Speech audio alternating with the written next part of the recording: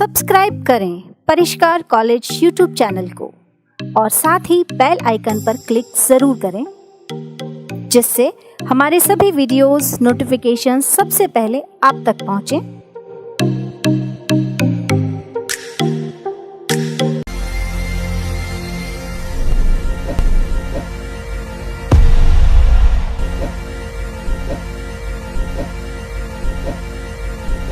नमस्कार बच्चों, मैं सपना चौधरी परिष्कार कॉलेज ऑफ ग्लोबल एक्सीलेंस में आप सभी का हार्दिक अभिनंदन करती हूं।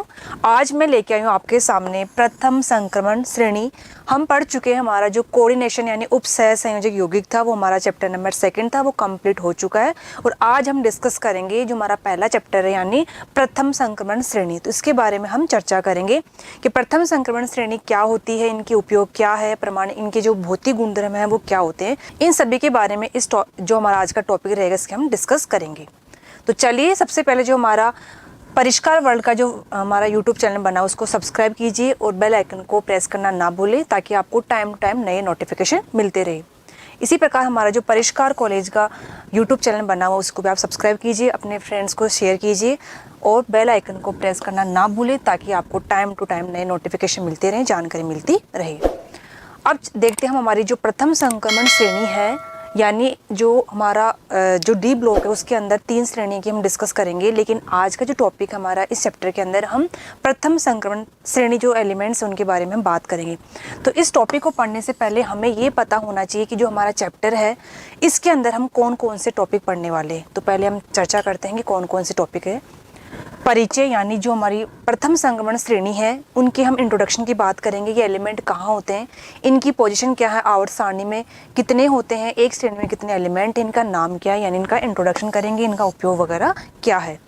इलेक्ट्रॉनिक कॉन्फ़िगरेशन, ये जो एलिमेंट है इनमें इलेक्ट्रॉनिक की व्यवस्था किस प्रकार से, इनका इलेक्ट्रॉनिक कॉन्फ़िगरेशन कैसा होगा। परमाणु त्रिज्या यानी एटॉमिक रेडियाई है वो इनकी बढ़ेगी घटेगी, इसके बारे में चर्चा करेंगे। आयनिक त्रिज्या क्या होती है, घनत्व यानी डेंसिटी कैसे होती है इनकी डी ब्लॉक के एलिमेंट्स की, आयनन विभव क्या होता है, इनका घटेगा बढ़ेगा, कब बढ़ेगा घटेगा। इसी प्रकार गलनांक बिंदु यानी मेल्टिंग पॉइंट जो होंगे वो क्या होंगे, ये कम होंगे या अधिक होंगे। इसी प्रकार क्वथनांक बिंदु यानी बॉइलिंग पॉइंट क्या रहेगा। क्रियाशीलता यानी ये जो एलिमेंट हैं, ये तत्व हैं, वो किस प्रकार से रिएक्टिव रहेंगे, यानी किसके साथ में अभिक्रिया करेंगे, किसके साथ अभिक्रिया नहीं करेंगे। उत्प्रेरकीय गुण यानी इनकी कैटालाइटिक प्रॉपर्टी क्या है। देखो जो कैटालाइटिक प्रॉपर्टी है बहुत ही इंपॉर्टेंट है, इससे एग्जाम में आरयू के एग्जाम में पूछा जाता है, क्वेश्चन बहुत बार एग्जाम में आया हुआ है। और इसी का जो नेक्स्ट पॉइंट है ऑक्सीकरण अवस्था, ऑक्सीडेशन नंबर या स्टेट, इससे भी एग्जाम में बार बार क्वेश्चन पूछा जाता है कि जो संक्रमण श्रेणी एलिमेंट है वो परिवर्ती ऑक्सीकरण अवस्थाएं क्यों दर्शाते हैं, और उत्प्रेरकीय गुण के ऊपर टिप्पणी कीजिए। तो इस प्रकार से जो हमारा 10 और 11 जो पॉइंट है वो बहुत ही इंपॉर्टेंट है इस टॉपिक के अंदर। धात्विक गुण यानी जो धातु है तो धात्विक गुण दर्शाएगी, क्यों दर्शाती, क्या कारण है। इसी प्रकार चुंबकीय गुण क्या है, अनुचुंबकीय होंगे, प्रतिचुंबकीय होंगे, लोहा चुंबकीय होंगे, इन्हीं के बारे में हम डिस्कस करेंगे। रंग और स्पेक्ट्रम में व्यवहार यानी ये जो धातु है, मेटल्स है, कॉम्प्लेक्स बनाती है, क्या वो कलरफुल रहेंगे या नहीं रहेंगे, और इनका चुंबकीय या स्पेक्ट्रम में व्यवहार क्या रहेगा। तो इन्हीं सभी टॉपिक्स के बारे में हम इस जो हमारा चैप्टर उसके अंदर हम डिस्कस करेंगे। लेकिन सबसे पहले हम डिस्कस करते हैं कि इस टॉपिक से रिगार्डिंग जो भी हमारी विगत प्रतियोगिता परीक्षाओं में इससे टॉपिक से कौन कौन से क्वेश्चन आए हुए हैं अब तक। तो देखिए, आज जो हम टॉपिक ले रहे हैं उसमें संक्रमण तत्व का हम इंट्रोडक्शन और इलेक्ट्रॉनिक कॉन्फ़िगरेशन और परमाणु त्रिज्या के बारे में बात करेंगे। तो उस टॉपिक से रिगार्डिंग जो क्वेश्चन है विगत परीक्षाओं में, उनमें से पहला क्वेश्चन है संक्रमण तत्व क्या होते हैं। ये आरयू एग्जाम 2015 में पूछा गया क्वेश्चन है। इसी प्रकार कंपटीशन की अगर बात करें तो आरएस प्री 2012 में पूछा गया क्वेश्चन था। सर्वप्रथम मानव ने निम्न धातु का उपयोग किया है। हमारे पास 4 ऑप्शन हैं, सोना, तांबा, लोहा और चांदी। यानी पहले हमें ये पता करना होगा कि धातु कौन सी है और उन धातु में भी कौन सी होगी जिसको सबसे पहले मानव ने इसको काम में या उपयोग में लिया है।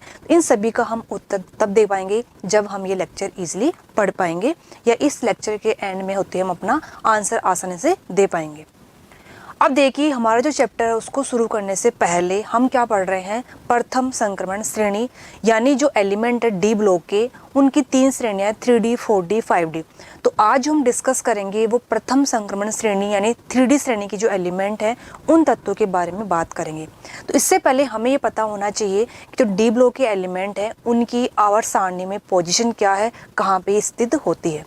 तो हम सब जानते हैं बच्चों की जो आवर्त सारणी होती है उसमें 4 ब्लॉक हैं।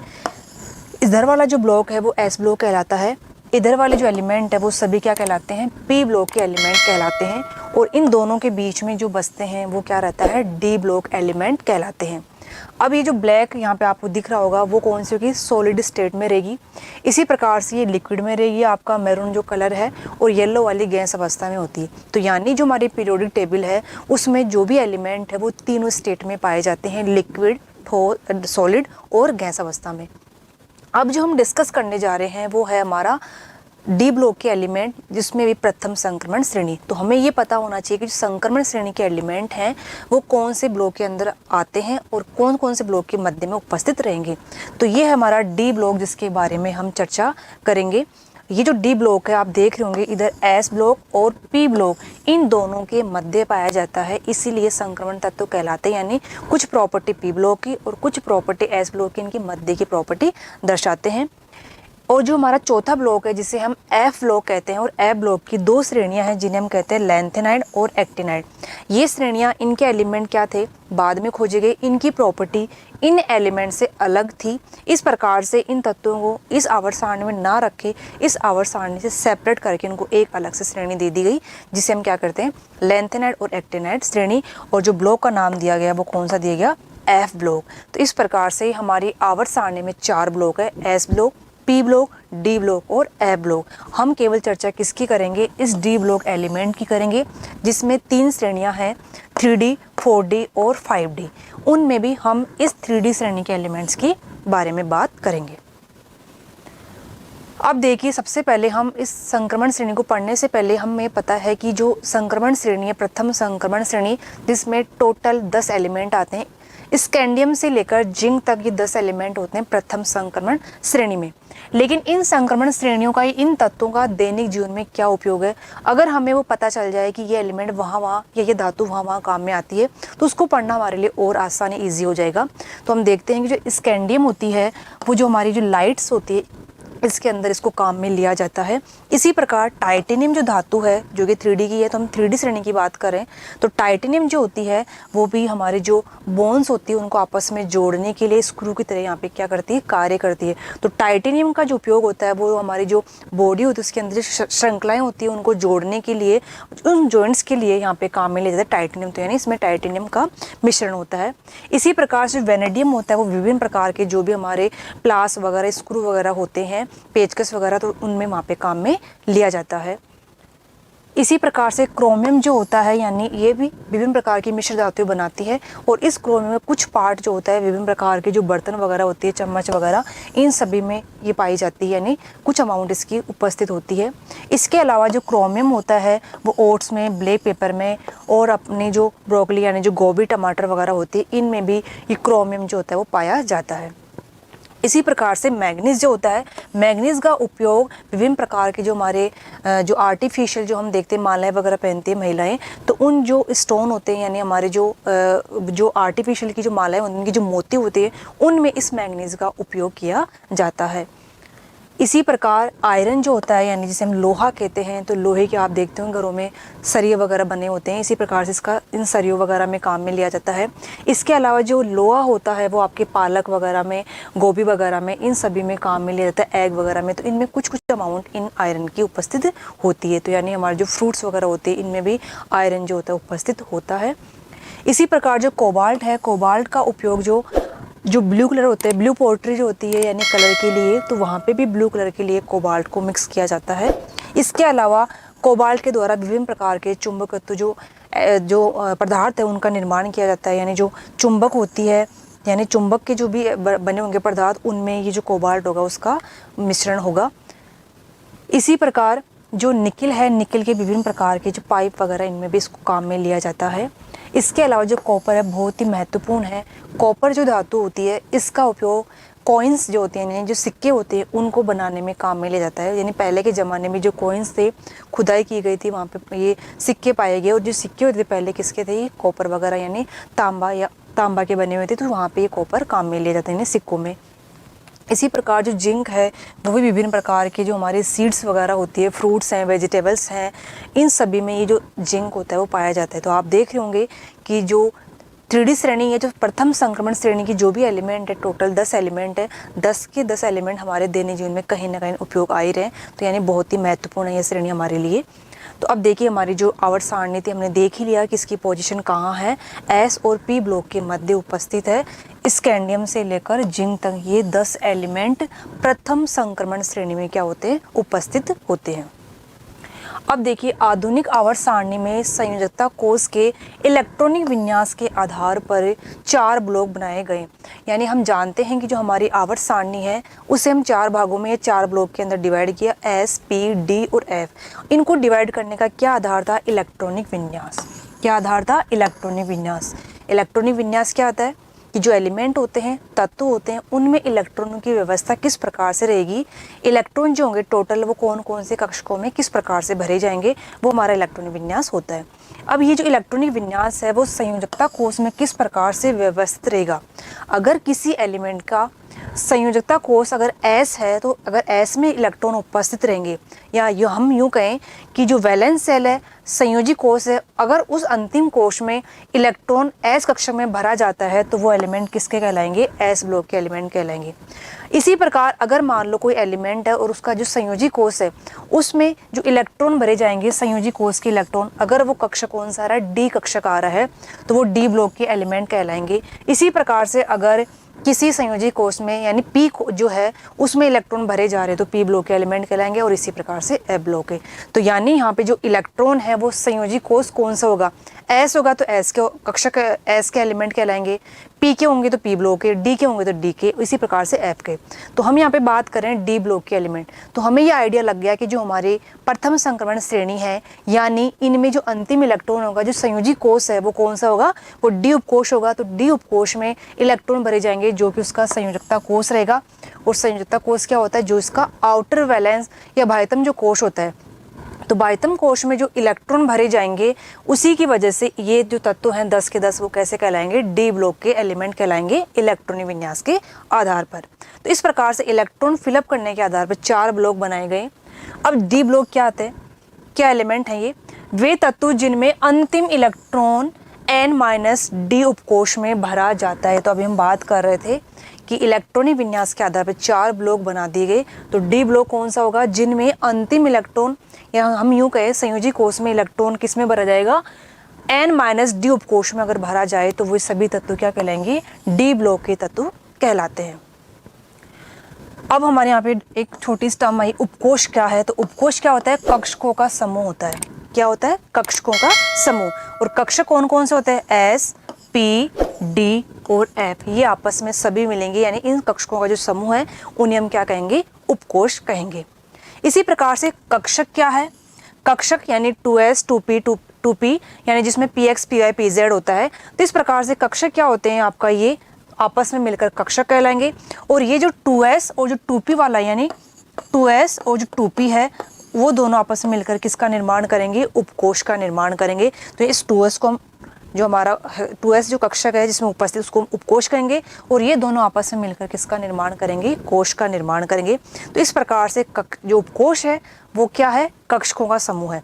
तो यह आपका उपकोष हो गया। तो उपकोष में क्या है, कक्षकों का समूह जिसमें 2p 2px 2py और 2pz उपस्थित है। और इसी प्रकार से ये कक्षक आपस में मिलकर उपकोष का निर्माण करेंगे। उपकोष किसका निर्माण करेगा, कोष का निर्माण करेगा।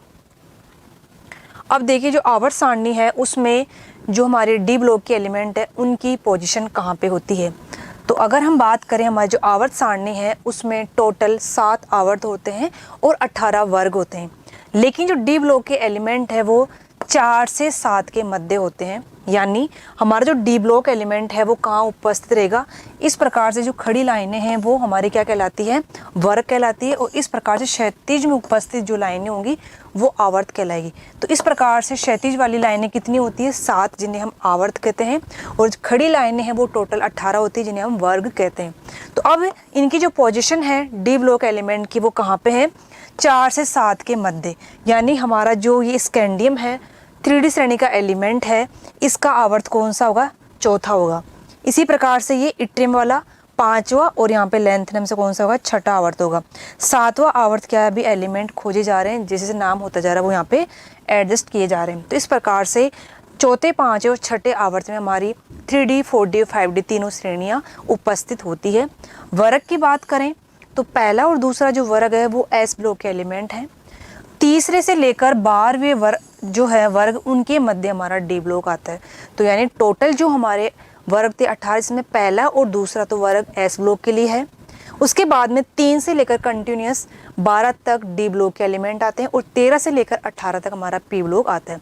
तो हमें यहाँ पे ध्यान रखना होगा कि डी ब्लॉक जो होता है वो कौन से वर्ग के मध्य उपस्थित होता है और कौन से आवर्त के मध्य। अब देखिए हमारे जो डी ब्लॉक की धातुएं, उनमें से कुछ धातुएं मिश्रण धातुएं बनाती हैं। तो कॉइन मेटल यानी जिन्हें हम क्या कह रहे हैं, सिक्का धातुएं कह रहे हैं, वो कौन कौन सी है, कॉपर है, सिल्वर है और ओरम यानी जो हमारा सोना होता है। ये तीनों आपस में मिलकर सिक्का या कॉइन धातु कहलाती है, क्योंकि इनके विभिन्न प्रकार के सिक्के बनाए जाते हैं।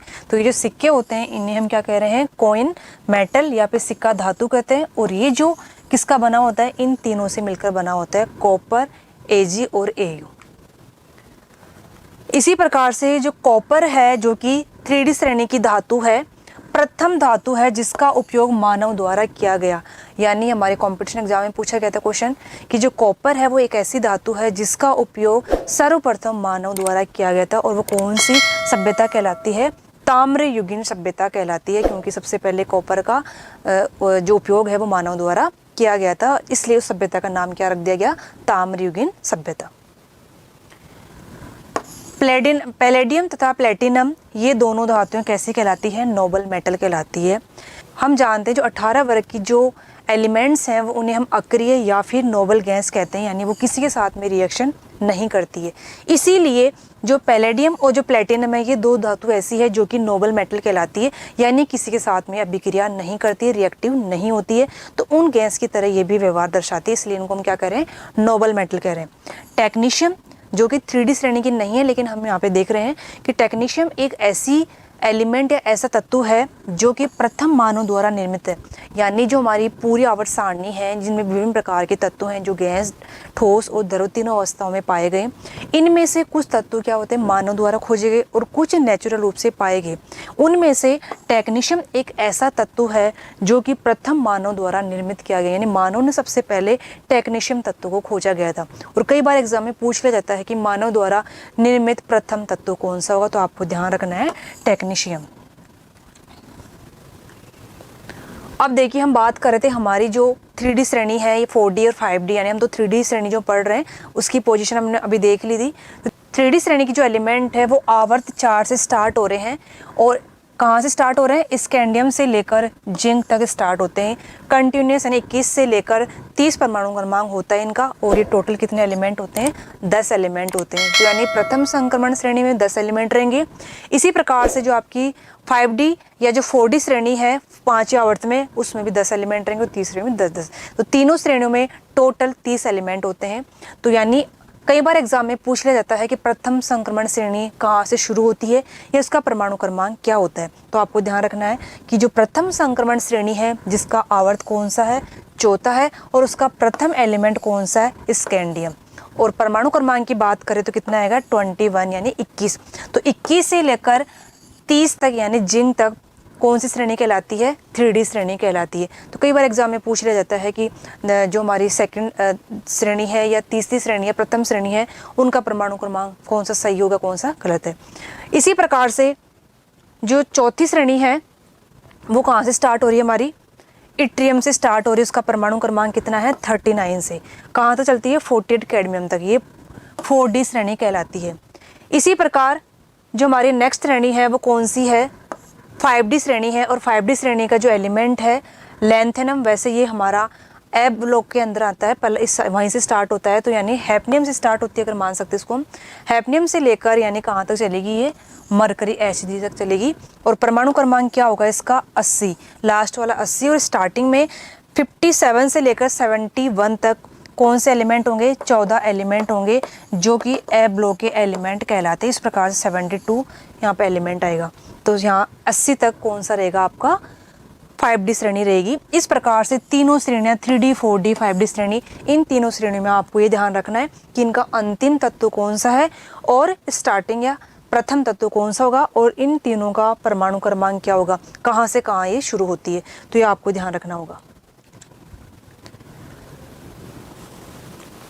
अब हम पढ़ेंगे संक्रमण तत्व, क्योंकि हम प्रथम संक्रमण श्रेणी पढ़ने जा रहे हैं, इन्हें हम संक्रमण तत्व भी कहते हैं। अब संक्रमण तत्व की परिभाषा क्या है तो वो हम देखते हैं। वे तत्व जिनमें परमाणु अवस्था में या उसकी सामान्य ऑक्सीकरण अवस्था में डी कक्षक कैसा हो, आंशिक रूप से भरा हुआ होना चाहिए या भरा हुआ हो। क्या मतलब इसका, यानी संक्रमण तत्व वे तत्व कहलाएंगे जिनमें या तो उनकी सामान्य ऑक्सीजन अवस्था या फिर उनकी परमाणु अवस्था में जो डी कक्षक है वो कैसा होना चाहिए, आंशिक रूप से भरा हुआ होना चाहिए। यानी हमें पता है जो डी कक्षक होता है उसमें टोटल 10 इलेक्ट्रॉन होते हैं और यहाँ पे बात कर रहा है आंशिक रूप से, इसका मतलब है पूर्ण रूप से इलेक्ट्रॉनिक विन्यास भरा हुआ नहीं होना चाहिए, यानी 10 में से कुछ ना कुछ कम होना चाहिए, 9 हो, 8 हो, 7।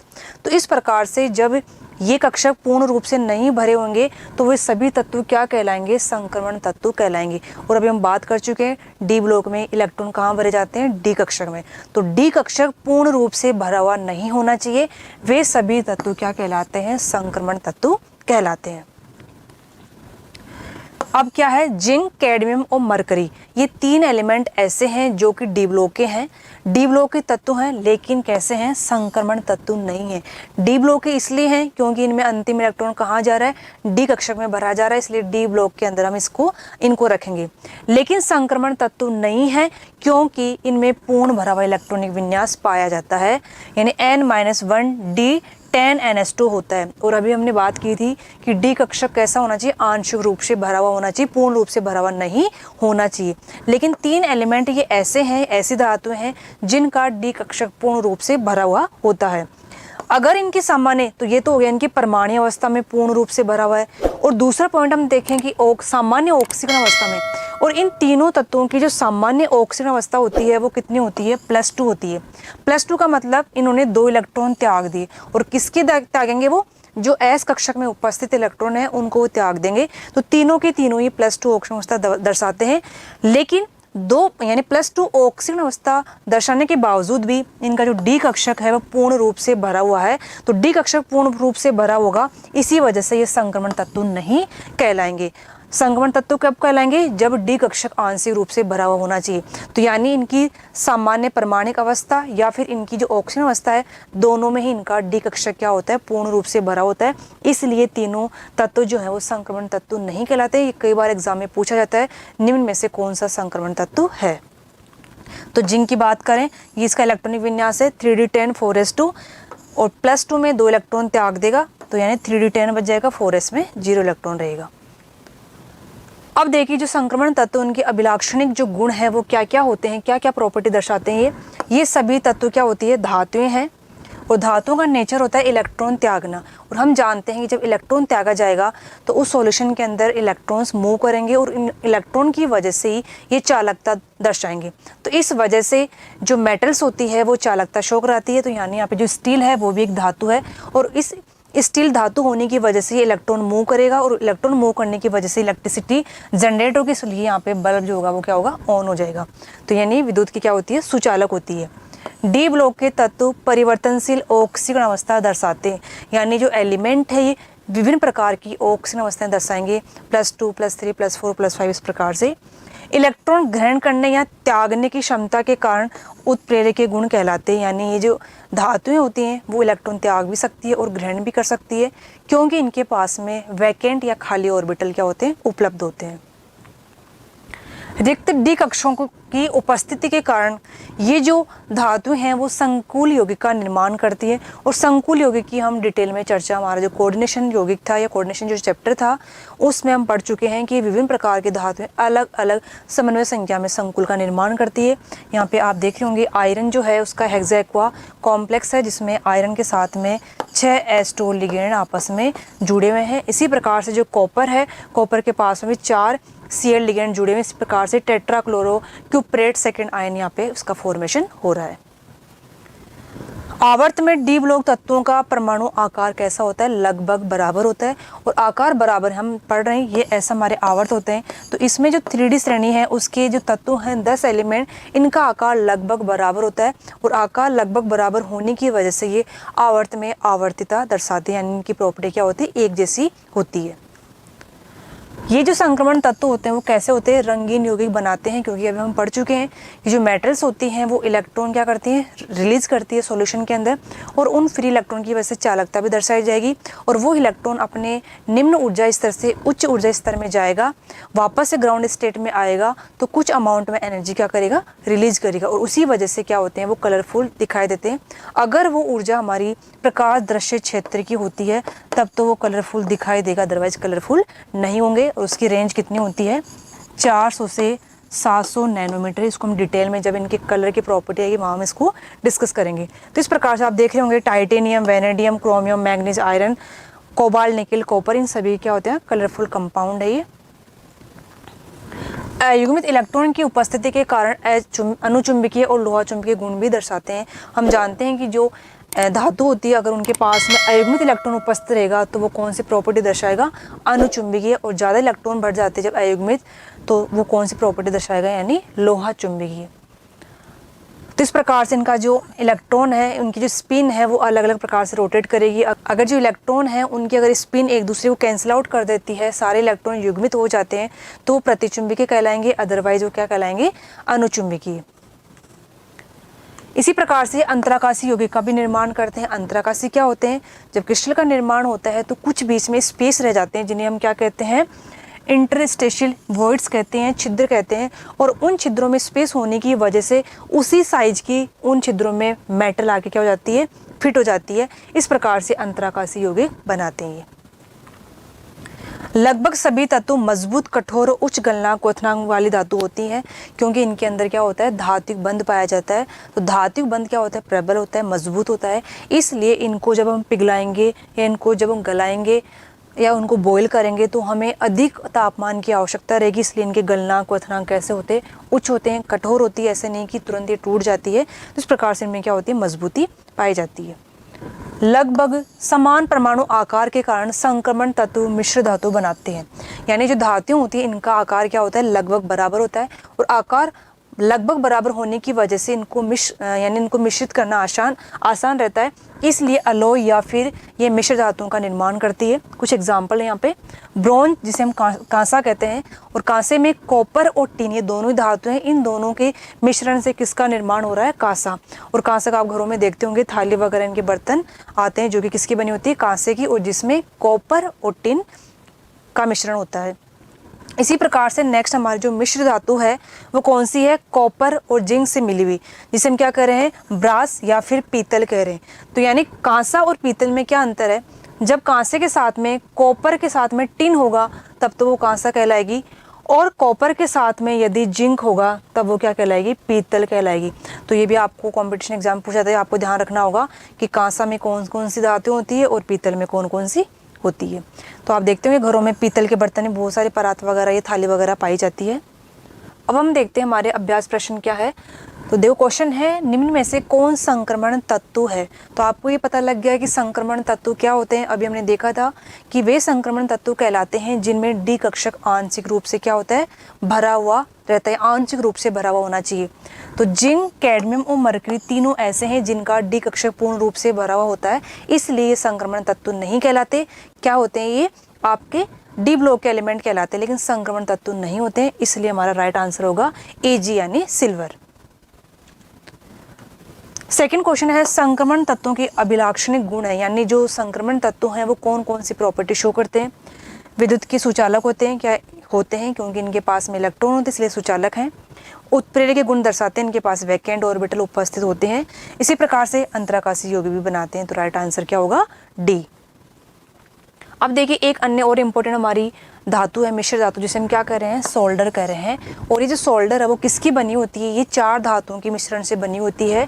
टिन यानी SN से, लेड, PB, बिस्मिथ, BI और कैडमियम, यानी इन चारों धातुओं का क्या होता है? ये मिश्रण होता है। इन चारों धातुओं से मिलकर सोल्डर का निर्माण होता है। और ये जो सोल्डर है, इस मिश्र धातु का उपयोग कहाँ किया जाता है? वेल्डिंग में किया जाता है, इसलिए इम्पोर्टेंट है।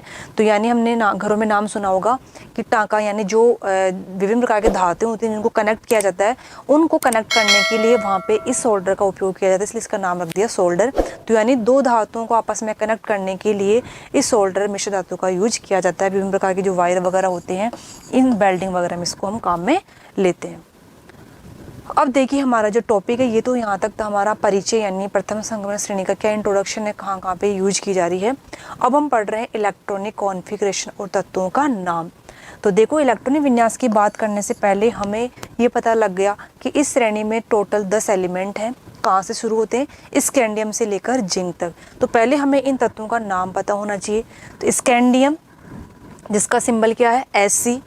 टाइटेनियम, यानी आपको सिंबल ध्यान रखना होगा, पहला जो लेटर होता है वो कैपिटल लिखा जाएगा, सेकंड वाला small letter. Titanium Ti, vanadium V, chromium का Cr और मैग्नीज का Mn, आयरन का Fe और कोबाल्ट का Co, निकिल का Ni, कॉपर का Co और जिंक का Zn। तो ये तो हो गए हमारे 10 एलिमेंट। तो अब आपको ये ध्यान रखना है इनको किस प्रकार से याद किया जाए। तो उसकी ट्रिक एक छोटी सी, शक्ति,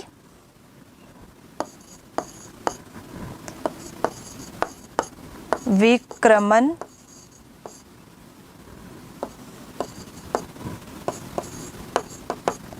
फैको, निकुंज, यानी शक्ति, विक्रमण, विक्रमण, फैको यानी Fe से फैको, निकुंज। तो ये आपकी ट्रिक है याद करने की। 10 एलिमेंट की, scandium, titanium, vanadium, chromium, manganese, iron, cobalt, nickel, copper और जिंक। तो ये जो 10 एलिमेंट है, इनकी एटॉमिक परमाणु या जो हमारा एटॉमिक नंबर है, परमाणु क्रमांक है, वो कहाँ शुरू हो रहा है? 21 से। तो कंटिन्यूस 21, 22, 23, 24, 25, 26 यानी लेकर 30 तक का इसका परमाणु क्रमांक होगा। अब इलेक्ट्रॉन कैसे भरे जाएंगे? तो इलेक्ट्रॉनिक विन्यास अभी हमने देखा था कि इलेक्ट्रॉनों की व्यवस्था, यानी अलग अलग कक्षकों में किस प्रकार से इलेक्ट्रॉन आएंगे। तो देखिए यहाँ पे इलेक्ट्रॉन कितने हैं। हम जानते हैं किसी भी एलिमेंट में जितना एटॉमिक नंबर या परमाणु क्रमांक होता है उतने क्या होते हैं? इलेक्ट्रॉन होते हैं। और जितने इलेक्ट्रॉन होते हैं उतने ही प्रोटॉन होते हैं। तो हम यहाँ पे बात करेंगे इलेक्ट्रॉन की। परमाणु क्रमांक कितना है? 21। हम उदासीन परमाणु की बात कर रहे हैं। तो उदासीन परमाणु में अगर किसी का परमाणु क्रमांक 21 है तो उसमें टोटल इलेक्ट्रॉन कितने होंगे? 21 रहेंगे। तो अब देखिए उन 21 इलेक्ट्रॉन को किस प्रकार से फिलअप करेंगे उन कक्षकों में। तो 18 तक हमारा ऑर्गन आता है जो कि पूरा कंप्लीट अक्रिय विन्यास होता है। उस 18 के बाद में हम सब में इलेक्ट्रॉन कैसे फिलअप करेंगे? तो सब में 18 रहेगा एज इट इज, क्योंकि इलेक्ट्रॉनिक विन्यास आपका 21 है। इस 21 के बाद में एक एक इलेक्ट्रॉन बढ़ता जाएगा। तो 18 तक तो इलेक्ट्रॉनिक विन्यास ऑर्गन तक आ गया। अब 18 के बाद में 19, 20 और 21 3 इलेक्ट्रॉन को फिलअप करना है। तो 3 इलेक्ट्रॉन को फिलअप करने के लिए यहाँ पे 3d और 4s कक्षक आता है। 3d और 4s कक्षक यानी पहले यहाँ पे 3s2, 3p6 कंप्लीट हो चुका, उसके बाद में आ रहा है 4s2 और 3d। तो 4s कक्षक की एनर्जी कम होती है 3d की तुलना में। और जो स्थायित्व का जो नियम है वो ये कहता है कि इलेक्ट्रॉन पहले उसमें जाएंगे जिसकी एनर्जी क्या होती है? कम होती है। तो इसलिए यहाँ पे जो इलेक्ट्रॉन आएगा 19वां इलेक्ट्रॉन, क्योंकि 18 तो ऑर्गन तक भर चुके हैं, 19वां जो इलेक्ट्रॉन आएगा वो 4s कक्षक में भरा जाएगा। और 4s कक्षक की जो कैपेसिटी होती है वो 2 इलेक्ट्रॉन मैक्सिमम भर सकता है विपरीत चक्रण के साथ में। तो s कक्षक 2 इलेक्ट्रॉन भरेगा। तो इस प्रकार से 19 और 20 यानी 2 इलेक्ट्रॉन 4s में भर चुके, 21वां इलेक्ट्रॉन किस में आएगा? 3d यानी d कक्षक में आएगा।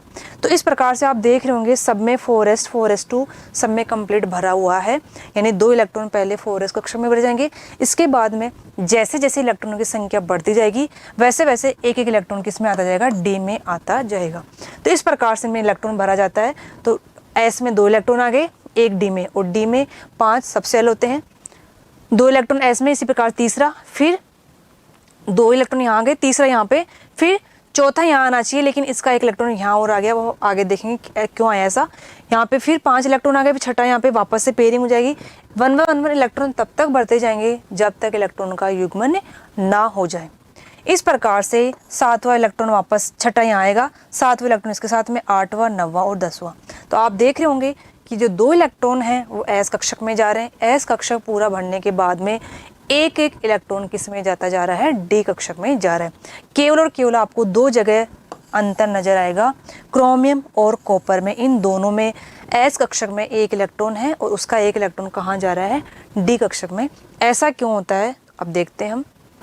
अर्धपूरित और पूर्ण पूरित कक्षकों का स्थायित्व क्या होता है, अधिकतम होता है। यानी हम सब जानते हैं कि स्टेबिलिटी के जो हमारे इलेक्ट्रॉनिक कॉन्फ़िगरेशन है उनकी भी स्टेबिलिटी होती है। तो यानी जिनका इलेक्ट्रॉनिक विन्यास अर्धपूरित हो या फिर पूर्ण पूरित हो, इसका मतलब है कि जो कक्षक जितने इलेक्ट्रॉन भर सकता है मैक्सिमम, अगर वो पूरे इलेक्ट्रॉन उपस्थित हो या अगर उनके आधे इलेक्ट्रॉन उपस्थित हो, तो ऐसा अगर कहीं इलेक्ट्रॉनिक विन्यास ऑब्टेन होता है, प्राप्त होता है, तो वो इलेक्ट्रॉनिक विन्यास कैसा रहेगा, अधिक स्थायी रहेगा। तो यानी जो क्रोमियम है, अगर इसकी बात करें तो इलेक्ट्रॉनिक विन्यास क्या आ रहा था, 3d4 4s2। अब देखिए इसमें 3d4 4s2 ना रहकर इलेक्ट्रॉनिक विन्यास क्या होता है, 3d5 4s1। ऐसा क्यों हुआ, क्योंकि जो डी कक्षक होते हैं उसमें टोटल 10 इलेक्ट्रॉन भर सकते हैं। 10 का आधा कितना हुआ, 5। तो यानी वो अर्धपूरित इलेक्ट्रॉनिक विन्यास है जो कि स्थायी होता है। इसलिए एक कक्षक एस का, इसलिए एक इलेक्ट्रॉन एस का किस में आ गया, डी में आ गया। तो 3d5 4s1 इसका इलेक्ट्रॉनिक विन्यास बढ़ गया। इस प्रकार से 4s में भी आधा हो गया और 3d5 में भी क्या हो गया, आधा हो गया। तो पहले की तुलना में यानी जो ये वाला इलेक्ट्रॉनिक विन्यास था उसकी तुलना में ये अधिक स्थायी प्राप्त कर रहा है, इसलिए ये इलेक्ट्रॉनिक विन्यास का सही माना जाएगा। इसी प्रकार सेम कॉपर में है। कॉपर का इलेक्ट्रॉनिक विन्यास कितना होता है, आउटर वाला 3d10 4s1, ये इसका स्थायी इलेक्ट्रॉनिक विन्यास है।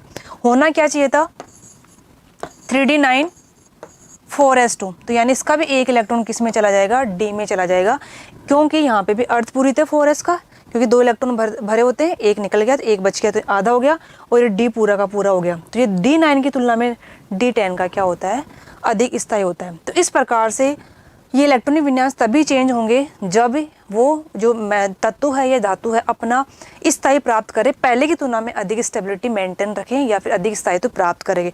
तो इस प्रकार से इलेक्ट्रॉन क्या होते हैं, गमन कर जाते हैं, दूसरे ऑर्बिटल में भरे चले जाते हैं।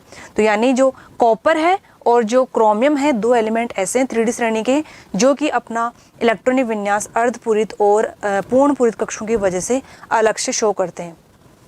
अब सेकंड जो पॉइंट है वो है परमाणु त्रिज्या या एटॉमिक रेडियस क्या होती है। तो किसी परमाणु में नाभिक के बाह्यतम कोष्ठ के इलेक्ट्रॉन के मध्य जो दूरी होगी वो परमाणु त्रिज्या कहलाएगी। कैसे, ये कोई स्कैंडियम यानी इसका पहला ही एलिमेंट है इसका 3D श्रेणी का।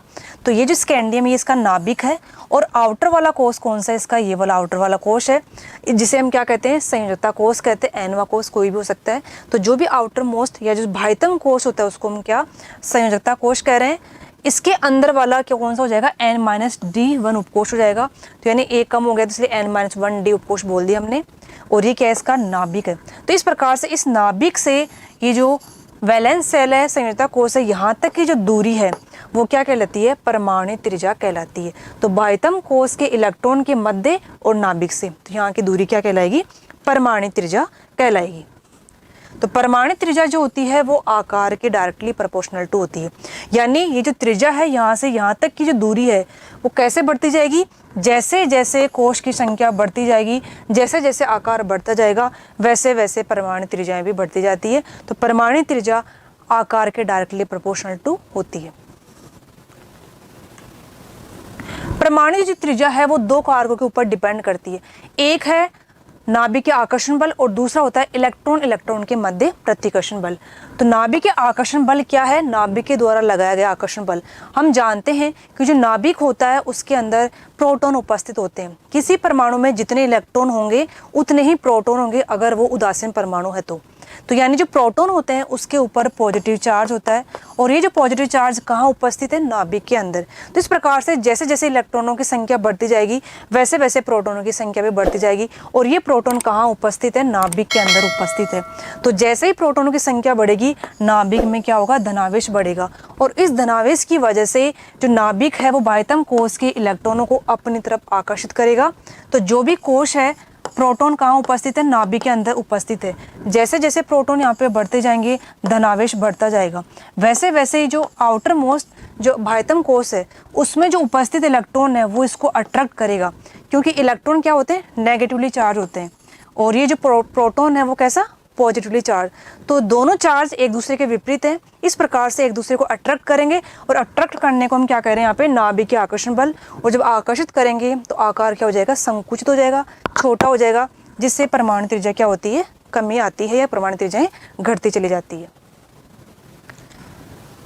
तो इस प्रकार से नौवां कोश है ये n-d, और यहाँ पे ये तो हो गया नाभिक, और नाभिक इलेक्ट्रॉनों को अपनी तरफ आकर्षित करेगा, तब तो आकर्षण बल लगेगा।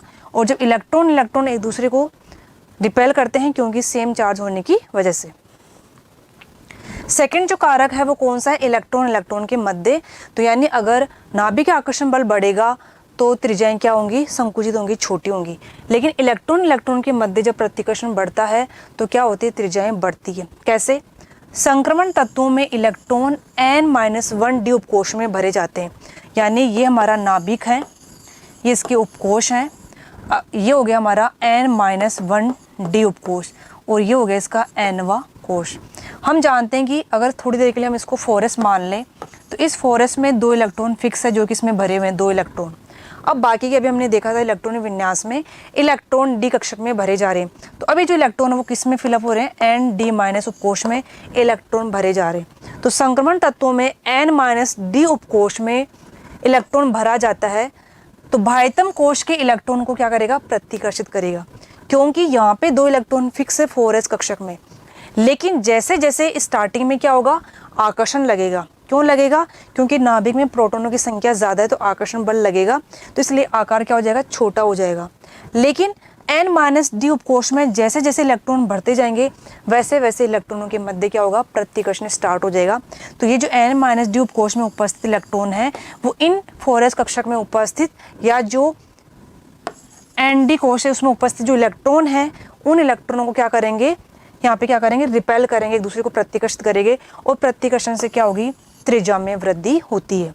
तो इस प्रकार से जब आकर्षण होगा तब तो त्रिज्या क्या होगी, घटेगी, और जब रिपल्शन होगा इलेक्ट्रॉन के मध्य तब त्रिज्याओं में क्या होगी, वृद्धि होगी। अब हम बात करते हैं जो संक्रमण श्रेणी है, 3D श्रेणी है, स्कैंडियम। तो स्कैंडियम से लेकर मैंगनीज तक आप देख रहे होंगे ग्राफ में लगातार आकार में कमी आती जा रही है, क्योंकि यहाँ पे नाभिक आकर्षण क्या होता है, बढ़ता है। लेकिन बीच में आप देख रहे हैं कांस्टेंट, यानी लगभग नियत या बराबर सी रहती है। तो यहाँ पे जो प्रतिकर्षण बल है और जो नाभिक आकर्षण बल है वो एक दूसरे को क्या करते हैं, बैलेंस कर लेते हैं, इसलिए त्रिज्याएं क्या होती है, लगभग बराबर होती है। लेकिन लास्ट में कॉपर से जिंक की ओर जाने पर वापस से त्रिज्याओं में क्या हो रही है, वृद्धि हो रही है। क्यों हो रही है, क्योंकि यहाँ पे इलेक्ट्रॉन के मध्य क्या होता है, रिपल्शन ज़्यादा होता है, क्योंकि इनका डी कक्षक पूर्ण रूप से भरा होता है। तो इलेक्ट्रॉन क्या करते हैं, रिपेल करते हैं। तो परमाणु त्रिज्या स्कैंडियम से मैंगनीज तक घटती है। क्यों घटती है, अभी हमने देखा परमाणु त्रिज्या क्या होगी, घटेगी, क्योंकि नाभिक के आकर्षण बल क्या होता है, बढ़ता है। लेकिन Fe यानी आयरन, कोबाल्ट और निकिल में लगभग क्या होती है, नियत रहती है, जबकि कॉपर और जिंक में परमाणु त्रिज्या क्या होती है, बढ़ती है। तो FeCO में क्या हो जाएगा, परमाणु त्रिज्या लगभग नियत रहती है, क्योंकि यहाँ पे जो नाभिक के आकर्षण बल और जो इलेक्ट्रॉन के मध्य जो प्रतिकर्षण बल है वो एक दूसरे को क्या कर लेते हैं, बैलेंस कर लेते हैं। इसी प्रकार से तीसरा जो था इसमें टॉप पॉइंट, कॉपर और जिंक की परमाणु त्रिज्या क्या होती है, बढ़ती है, क्योंकि यहाँ पे इलेक्ट्रॉन के मध्य क्या हो रहा है, रिपल्शन हो रहा है। अब हम देखते हैं कि जो हमारा टॉपिक है उससे आर्मी में जो पूछा गया क्वेश्चन है उसका आंसर क्या होगा। तो क्वेश्चन क्या था हमारा, सर्वप्रथम मानव ने निम्न धातु का उपयोग किया है। तो हमें ये पता करना होगा पहले कि ये धातु है या नहीं है। ऑप्शन है सोना, तांबा, चांदी और लोहा। तो चारों ही धातु हैं। अभी हमने देखा था हमारी जो आवर्त सारणी उसमें चारों ही धातु हैं, लेकिन सर्वप्रथम मानव ने कौन सी धातु का उपयोग किया। तो इसका राइट आंसर होगा तांबा। और जो तांबा था वो कौन सी युग में या सभ्यता में था, ताम्रयुगीन सभ्यता में। तो कॉपर प्रथम धातु है जिसका उपयोग मानव ने सर्वप्रथम उपयोग किया था। जो सभ्यता कौन सी थी? ताम्रयुगीन सभ्यता। तो इस प्रकार से दोस्तों ये थे हमारा आज का टॉपिक संक्रमण श्रेणी, जिसके अंतर्गत हमने पढ़ा कि संक्रमण तत्व क्या होते हैं, डी ब्लॉक एलिमेंट उनकी पोजीशन क्या है, और जो आवर्त सारणी है उनको कितने ब्लॉक के अंदर डिवाइड किया है, और जो डी ब्लॉक के एलिमेंट है प्रथम संक्रमण श्रेणी, उसकी दो प्रॉपर्टी के बारे में हमने चर्चा की, इलेक्ट्रॉनिक विन्यास और दूसरा था हमारा परमाणु त्रिज्याएं। परमाणु त्रिज्याओं को कौन कौन से कार्य प्रभावित करते हैं और किस प्रकार से परमाणु त्रिज्याएं घटती है और बढ़ती है। मिलेंगे नेक्स्ट लेक्चर में, तब तक के लिए धन्यवाद।